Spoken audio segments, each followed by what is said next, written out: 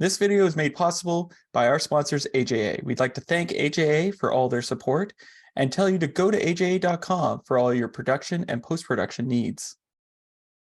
Hi, I'm Gordon Burkell from Filmmaker U. At Filmmaker U, we create courses for film professionals to deepen and diversify your existing skill set. You can learn more at filmmakeru.com. Of course, follow us on Twitter at filmmaker_U.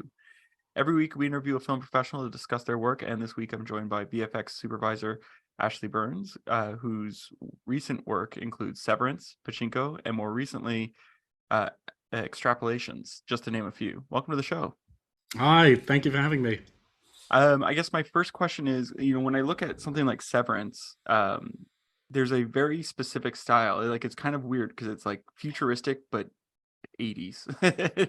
So when you're working with a creative or with a showrunner or producer, how do you get work with them to figure out the look of a show? Yeah, good question. I mean, testing.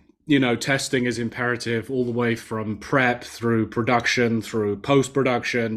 We test things, we try things out.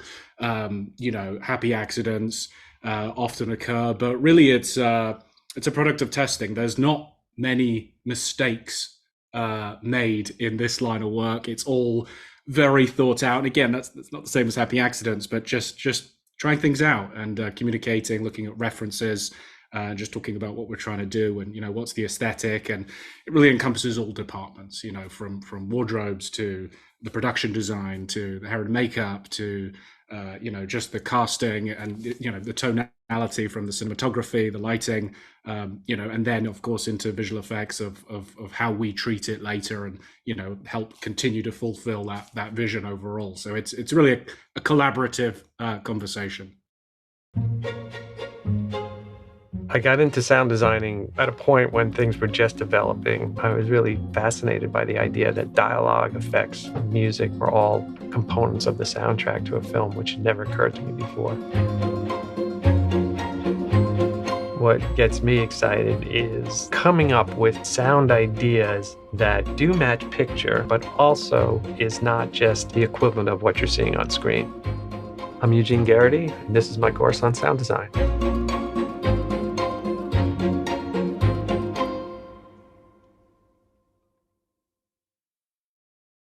Now, you mentioned happy accidents, and when we were working on film, you'd find happy accidents all the time.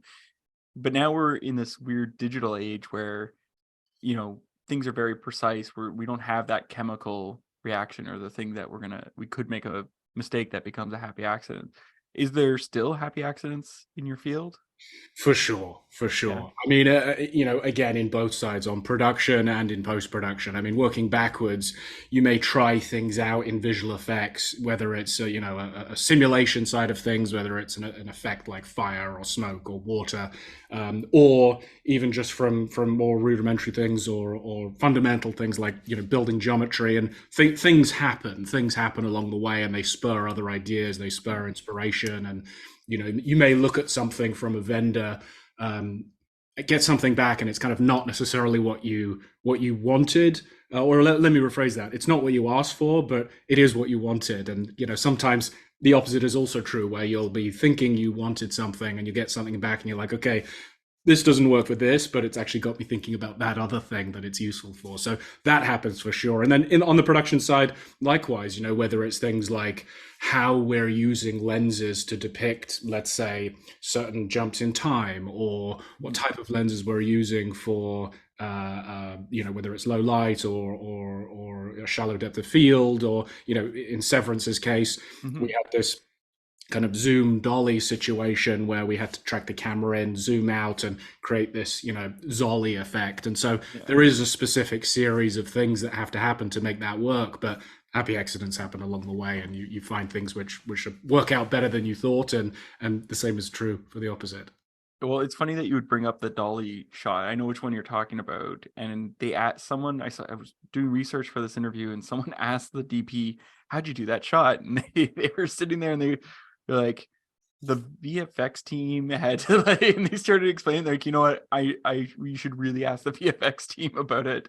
Yeah. So what was your approach for figuring that out? Because I think about Hitchcock's sort of Exactly. approach, Exactly. So, I but now mean, it's all digital. yeah. So it's, well, yes and no. I mean, it's something which, obviously Hitchcock is the reference for a lot of these things. And it's something, prior to Severance, we did it with Mark Romanek and Jeff Cronenworth on Tales from the Loop. So we had a couple of sequences where the girl in the pilot episode, she touches this rock and everything, she gets transported back in time and so on and so forth. And for that moment, we wanted this compression on the background. And we did a lot of prep work, we did a lot of research. We had this guy who was going to fly in from LA with this piece of equipment that was going to tell the lens where the dolly's at and control it in a certain way. He couldn't get through customs for one reason or another, or maybe his equipment couldn't. So we ended up having to build that effect in post. But when we got to Severance, Ben and Jess Gagne, the cinematographer, again, a lot of testing, a lot of discussion around how to do it. It was an integral part of the messaging of how the innies become the outies in the elevator, of course. And so that was largely a practical effect. I say largely, of course, we did touch it a little bit in visual effects, but it was largely baked in camera. So, it's a piece of equipment which, as I sort of described, measures where the dolly's at in terms of its translation and communicates with the lens to either zoom in or zoom out, depending which way the dolly's moving. And so just the nature of pushing in and pulling out gives you that kind of compression or expansion effect, depending on what you want to do. We then went in and did a few more things with Ben, but that's the nature of the work. Yeah. Well, and now I have to ask you about Extrapolations, because so it was written by the guy who wrote Contagion. Mm-hmm. And the guy who wrote Contagion was pretty spot on with pandemics. Are you a little nervous about Extrapolations now with his predictions? Yeah, I mean, you're absolutely right. And two things, in fact. So Scott Burns, he wrote Contagion. He also was very involved in An Inconvenient Truth, which aired in the theaters, Yeah. I'm going to mess this up, but I'm going to say 12 years ago, 10 yeah. years ago, 12 years ago. And so when the project sort of first found me, part of my due diligence was, okay, who's involved and, what have they done? And of course, wanted to know more about these people. And it was actually very attractive to come across the fact that Scott had, written these things which had been massively talked about from obviously 2020. I think everyone went and watched Contagion again and how spot on it was. And yes, another prediction of what's happening in the future or what could happen in the future. In climate change and the stories that could take place in those worlds affected by climate change. So it was incredibly attractive to kind of be involved in that project and be working closely with Scott, and just fascinating experience. And talking about Inconvenient Truth, not to speak for Scott, but conversations that we've had in the past about it were that it reached a lot of people and it did incredibly well. And I think everybody is so amazed by that documentary and how touching it was. I think Scott's thoughts about this show, Extrapolations, was that it could reach a different audience. It could reach a bigger audience. It could reach more people that aren't necessarily looking at documentaries or, want a different type of genre. And this series really covers a lot of different topics, a lot of different sort of themes across the season. And, hopefully it's been able to reach a wider demographic of people with a similar message. Because there's so and I it's going to sound weird when I say this. I feel like there's VFX in every single shot. And it feels like it. It felt like it, I should say. But I'm wondering, what was the stuff that got you excited? Was it like the weather stuff? Was it there's little things like the helicopters, those futuristic helicopters? What was it that got you excited when you started? Sure. So I guess when you look at an outline and then you start getting scripts, you read them all the way through to try and just get a grasp of what is this show about, but you can't help but notice those things where you think, oh, tick, tick. You try and read it first, and then you read the scripts again with a mind of okay, now I'm going to start highlighting things. But yeah, there were many of those occasions where I thought, okay, this is gonna be something for me. This is gonna be something, to pinpoint on any one thing. I think without a doubt, it was the diversity of things that we were going to get to talk about. So we were designing technology that doesn't exist. We were doing character animation. We were doing world building in terms of what places would look like. We were doing, again, transportation, but we were doing graphics, how people would interface with software. We had episodes where scenes took place in the sky. We had episodes where scenes took place underwater. So there was such a wide breadth of disciplines. It wasn't a show where I'm really just doing set extension work. It's like, dealing with, live action, photorealistic kind of to be live action walrus, bears, whales in the same breath as, dealing with underwater environments or flying drones in the sky or replicating, what Miami may look like with sea level rises and hurricanes and so on. So really a lot of different disciplines, and any sum of those parts was really what made this very attractive, just the diversity and what I was going to get to do. So when because when Cinefex was out, you could read up about, each of the breakdowns. And I remember reading about like 2001: A Space Odyssey, like how much they worked with scientists to figure out what it would look like. So is it the same thing when you were working on, whether it be transportation, like the wall, I think about the wall surrounding the city to keep water out. Is that stuff that you guys actually went and researched and was like, this is something people are working on, or how did that work? I was initially going to answer as like, not always, but in this case, yes. But actually, specifically in this case, yes. And more so than just, the visual effects department doing research. It was, Scott was such an advocate of everything being so grounded in truth and reality and, plausible, likelihood that we were meeting with specialists in every field. So we had a specialist who was a technology evangelist, a futurist, and we would talk about, the state of holograms, or we would talk about, how what is the evolution of a tablet device or a cell phone, or the biohacking, what is the future of these things? And it was interesting because on a couple of occasions we were designing things which, Apple had to kind of give us the, hey, let's not do that, or you got to change this. And so there were a few things that we weren't allowed to show because I guess it was getting too close to the truth, maybe visually. But that's the technology side. And then for sure, I mentioned the underwater stuff. So episode 102, Whalefall, we got the chance to meet with specialists in oceanography and real scientific experts in what is the water going to look like in the future. What is it going to mean with temperature rises? And of course, to me, I'm thinking about like, okay, how cloudy is it going to be? Does its color change? What does it do to the visibility?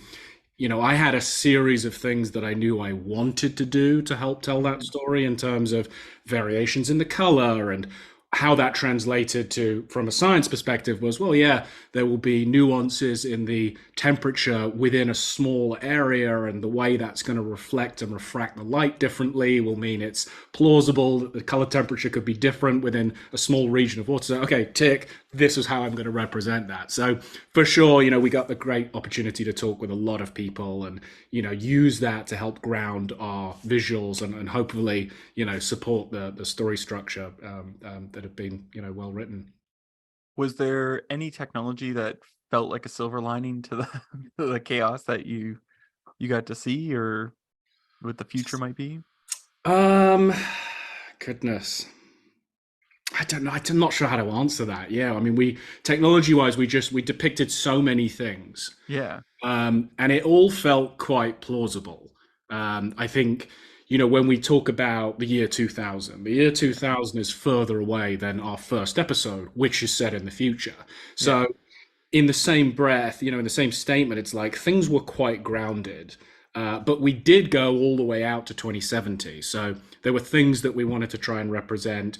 Let's talk about, episode 106. So, the idea around, we all have cell phones, we all consume media in different ways, but this is that level up where you don't have to have a physical device that you're holding. It's something that's attached to your temple, and it's kind of communicating with your brain directly. So just the thoughts around that existing, and then looking into how people are biohacking, how people are, opening doors or riding the MTA with, an RFID chip that's in their skin already. It's like these things are happening. People are doing these experiments on themselves. And so it really is a matter of time until some of this stuff really starts to actuate. And I'd have to say, a lot of the themes that we were talking about throughout the season, obviously we shot this a while ago and we're working in post for some time. we've seen some of these stories being talked about in the real world since we've made this. So it's pretty interesting. Now, would you ever biohack anything if it came up? You know, I can't think of a specific use case right now that would be something that I'm doing regularly enough that would cause me to implant something in my skin. But you know, perhaps if I didn't have to carry a passport around with me, that might be one of them. I'm thinking, what am I doing a lot often? And it's right now it's a lot of travel, unfortunately. So you know, maybe not having to carry passport and ID would be useful, but I'm not sure. I'm not sure. I think we're a ways away from that. I feel like it's like when Apple released the iPhone originally, there was a lot of talk in Silicon Valley that they had to find a killer app that everyone needed or wanted. It's the same thing for biohacking, I guess. Yeah, and the interesting thing with that is that I feel like for Apple it's iOS. You know, it's not necessarily a specific app. It's just like the operating system. Yeah. It's no longer like, oh, you got to get it for this thing. It's just it's the entire ecosystem that they've understood. Now, I have one last question for you. What would you say is your favorite guilty pleasure film or TV show to watch? You know, I consume so much media, primarily because, you know, there's a lot of time when I'm traveling and you know, traveling for shoots and so on. But also it's my business too. I look at things from a number of different perspectives, whether it's the edit or the production design or whatever, you know, the visual effects, of course. Guilty pleasure. Trying to think of something really trashy. You know, I as much as I say I do consume everything, I have to be specific, and so I really am only watching these more premium shows these days. Yeah. There is so much of it that it's hard to watch everything, but at the same time, you know, I try and stay relevant. I'm watching things like Succession, which isn't a visual effects show yet. Of course, it's a show that still has visual effects, but I'm always looking for how visual effects can be used to help leverage the narrative rather than necessarily be about it, which is not your question at all, but yeah, guilty pleasure, goodness. I'm gonna say it might be the British Bake Off. Oh, that's a good one. There's nothing like just watching someone cooking something either terrible or great. Yeah. But nice, passive, you know, from where I'm from. But yeah, that's got to be the answer. That's got nothing to do with my work. Yeah, mine would be Gardener's World for British shows. Oh, very good. Yeah, that's the same thing. Relaxing. They're just working on things. So very good. Well, thank you so much for letting me interview you today. Yeah, thanks for having me. It was a pleasure. And that's it for this week, everyone. Make sure to check us out at filmmakeru.com or, of course, on Twitter at filmmaker_u. I'm Gordon Burkell. Thanks for watching. This video is made possible by our sponsors, AJA. We'd like to thank AJA for all their support and tell you to go to AJA.com for all your production and post-production needs.